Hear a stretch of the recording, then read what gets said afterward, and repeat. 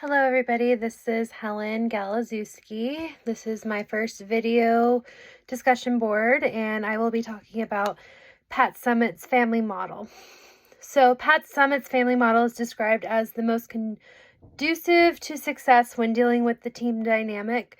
She firmly believed that working with those that you care about and appreciate will do better with the relationships that you build by maintaining a healthy level of loyalty and trust. Without this, the whole team loses their autonomy and eventually will become self-destructive, causing these behaviors to carry over into their everyday values that they have towards each other.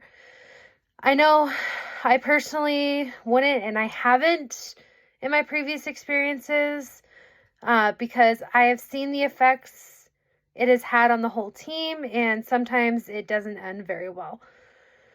I also like how Pat took this family model and dove deeper into explaining how this creates a sound organization, and that really spoke to me because we all desire to have these family-like relationships with our coworkers, or at least I do, because it makes the time go by much faster when you're working and developing with people that you actually get along with. Pat also goes into more specifically how to best keep the family dynamic going by paying her people well, so they're more inclined to work with her and her team. I will say, interviewing people to help raise your family is kind of a big deal because you have to know what they appreciate, if they appreciate your values and morals the same, and they're willing to put in an effort to work to help support you. Paying someone based on their knowledge and expertise, I feel, helps to improve their self-worth so that they have the desire to continue to contribute to the family.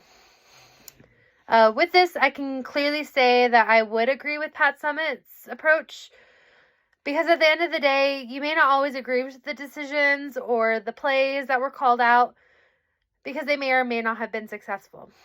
However, you can say that despite all adversities, you would much rather have your family there than being alone.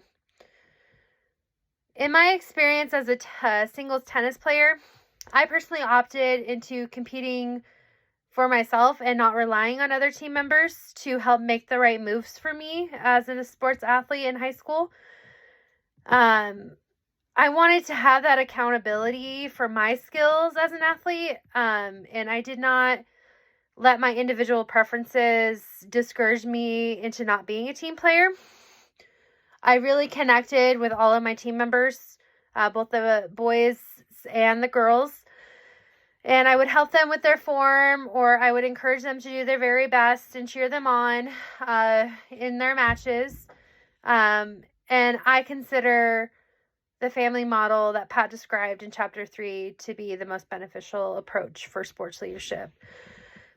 The only barrier that's in part 2 of this question is I feel that this family approach would make things more difficult in sports today, because there are a lot of athletes who are more like influencers.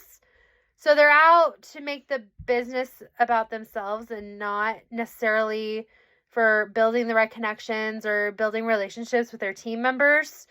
I see this a lot with college or pro athletes. They're just wanting more of a monetary or promotional value that they can get out of being on the team, as opposed to staying grateful that they even have this opportunity and being able to work with other individuals. In part 2 of this video, I talk about having a strong work ethic and basically looking at it like it's a blessing in disguise. So on one hand, you can think that you can achieve all that you have and believe that you can do it. Putting in the work may be difficult at times, and some days that you just want to give up and you just don't want to push through your excuses that you have created. But that sense of passion that Pat mentioned in this chapter was really important to me, because I look at this approach and I say to myself, if I don't put in the effort to work hard, then the rest of my team is not going to do the same. This is just based on my experience. I've been in many leadership positions, and in most of those, I did fail because I was not set up for success.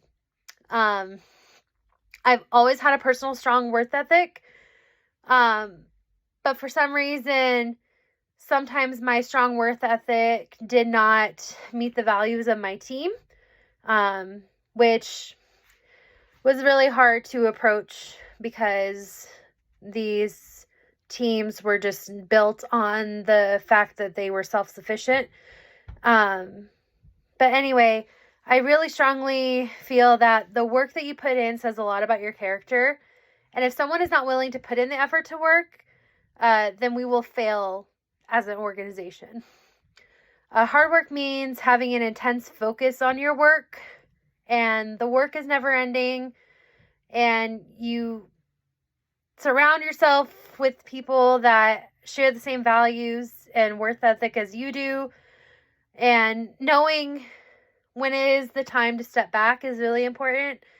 This is a lesson that I have learned very personally, and it can be hard, but don't let pride take over, because that leads into the cons of this, approach. So some cons into making hard work your passion can also make you feel interpreted that you are a workaholic and that you will consume everybody's time and effort, when other people feel that the time can be put to better use.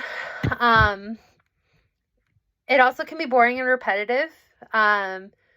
However, I tend to focus more on the positive aspects of hard work because I have found more successes than failures out of this concept.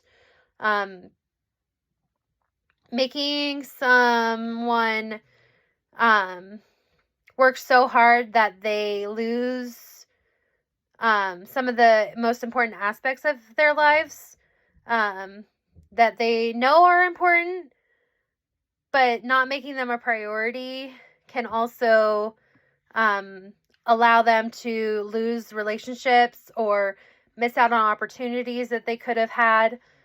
So moving forward into the second part of this question, it's focusing on how Chapter 6 differs from Chapter 7 in Pat's approach. I would say that Pat's approach to success of the team was very dependent on the mix of personalities of those people on the team, because each member of the team was responding differently to her coaching, and she just had to learn how to respond well to those people in order for them to succeed on the team. Also, if you're constantly grinding and just not focusing on the same page with everybody, there's going to be a lot of challenges that you're going to have to overcome. Because if not everybody's on the same priority or goal, then asking them to complete a task will be extremely difficult. And they may or may not win that game or meet their goal or meet their deadline because of this. So to this I say, this chapter focused a lot on coming together as a team here in Chapter 7 and really honing in on everybody, like I said, being on the same page so that their success could occur over and over again.